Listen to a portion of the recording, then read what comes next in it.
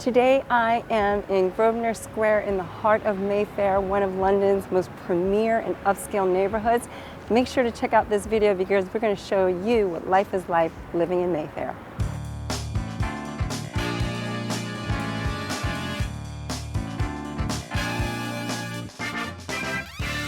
Mayfair is one of the most premium, elegant neighborhoods of London. It is so well located in prime central London. You've got Hyde Park right at your doorstep. It's known for its elegance and grace and homes dating back to the 17th and 18th centuries.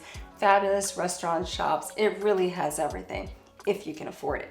Located in Westminster, it is bordered by Marylebone to the north, Soho to the east, Hyde Park to the west. You've got Belgravia as a neighbor as well. It's truly a fabulous location. Let's talk a little bit about the history of Mayfair and how this elegant and fabulous neighborhood came to be. There was an actual Mayfair, and it was held every year from the 1st to 14th of May, starting back around the 1680s. By the 18th century, it attracted showmen, jugglers, and fencers and numerous fairground attractions. Popular attractions included bare-knuckle fighting, semolina eating contests, and women foot racing. It was closed by residents who campaigned for its abolition in 1764. The center of Mayfair includes Grosvenor Square. Grosvenor Square was planned as a centerpiece of the Mayfair estate. It was laid out between 1725 and 31 with 51 individual plots for development. It is the second largest square in London. By the end of the 19th century, the Grosvenor family were described as the wealthiest family in Europe, and annual rents for their Mayfair properties reached about £135,000, which, adjusted for inflation, equates to over £15 million.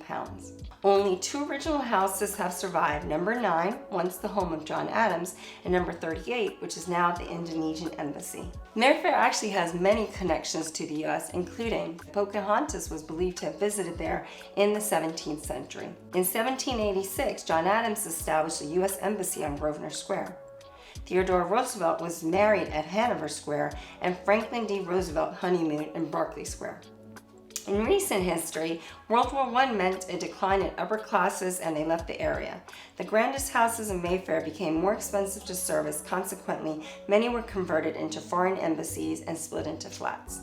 Mayfair is known for its many grand white stucco fronted homes that, again, as I've mentioned, may have been converted to flats today.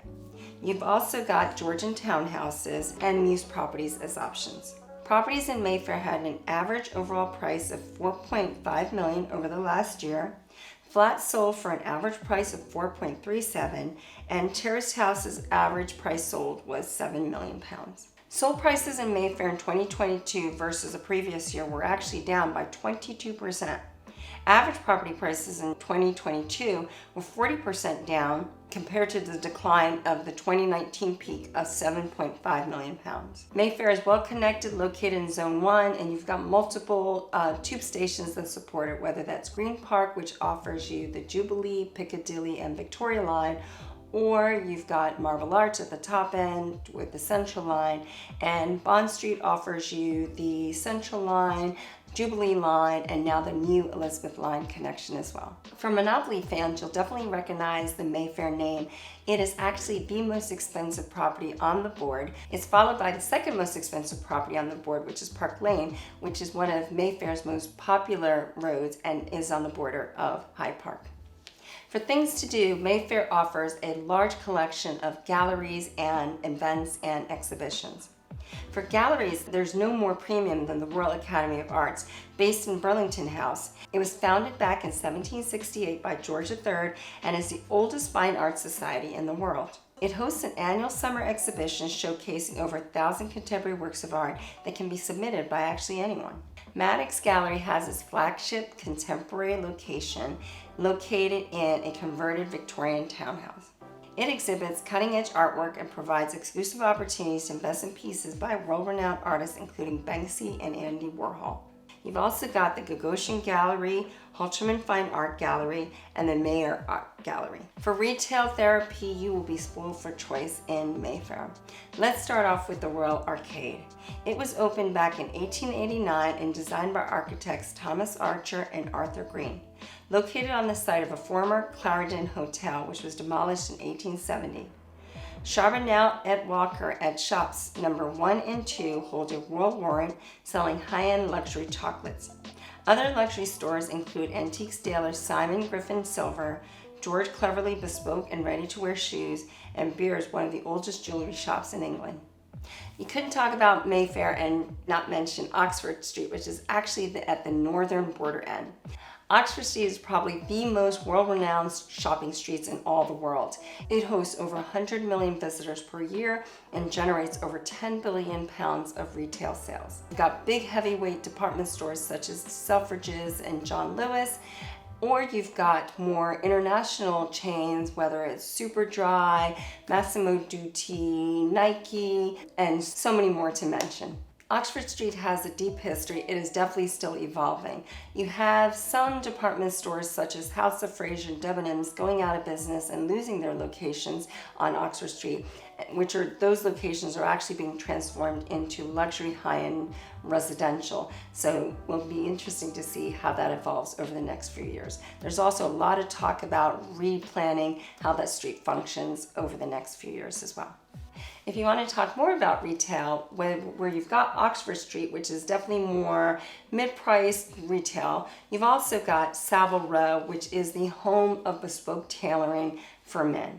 Or we can talk about New Bond Street, which is where luxury retailers such as Louis Vuitton, Hermes, Dior, Gucci, and Tiffany & Co. have homes. Regent Street is also another popular street in Mayfair, and it is one of London's busiest shopping streets as well. What's really special about Regent Street, especially if you're visiting at Christmas time, is that the stores are actually housed in traditionally these white stucco fronted properties that has this beautiful curve that you'll definitely appreciate down at the Piccadilly end.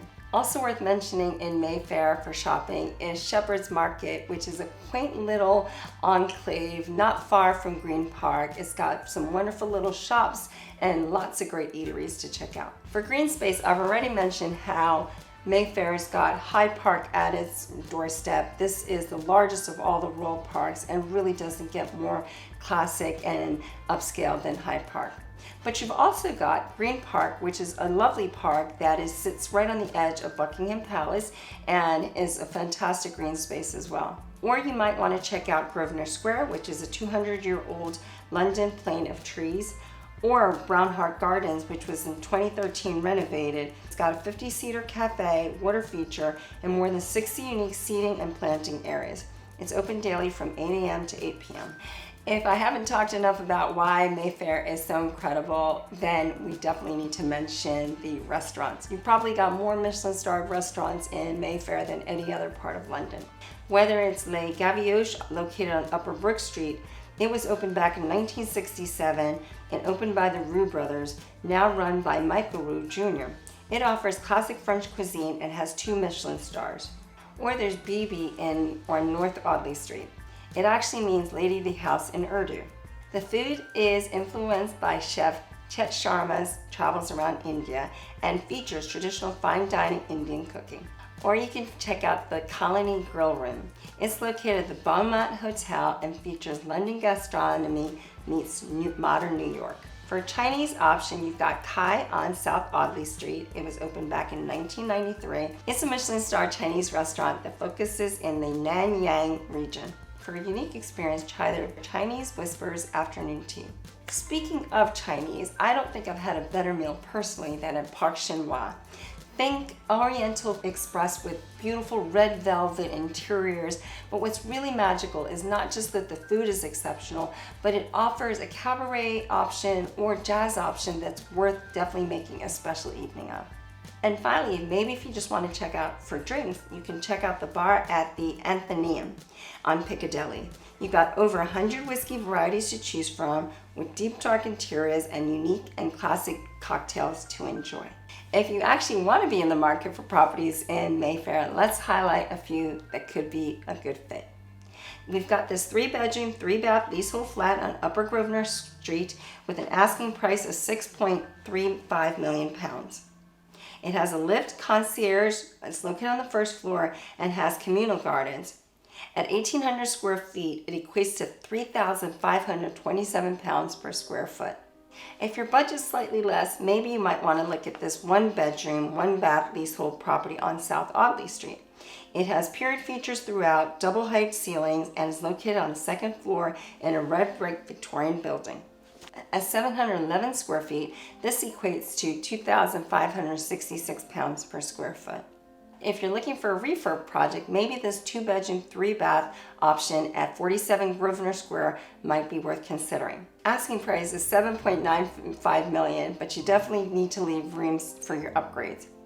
It's located on the 5th floor apartment building with 24-hour concierge, but really does offer a blank canvas in need of a massive refurb project. The beauty is it overlooks the square and is the former residence of Countess Rain Spencer. At 2,145 square feet, it equates to 3,706 pounds per square foot. If you want to check out a Mews option, then this 2-bedroom, 2-bath on Belford Mews is priced at 3.75 million pounds. It's a Mews conversion with a private terrace, loft space, duplex on the first and second floor. At 1,300 square feet, it equates to 2,884 pounds per square foot. So what did you think of this video that highlighted some of the best that Mayfair has to offer? What was your favorite part? Make sure to leave me a comment down below. And if you are thinking about buying or renting in Mayfair or any other part of prime central London, please get in touch. See you in the next video. Thanks so much for watching. Make sure to check out my other videos on my YouTube channel where I share great tips and information about the London property market and living in this fabulous city. So that's Arinzeh with Onyx Property Team and Keller Williams. Bye for now.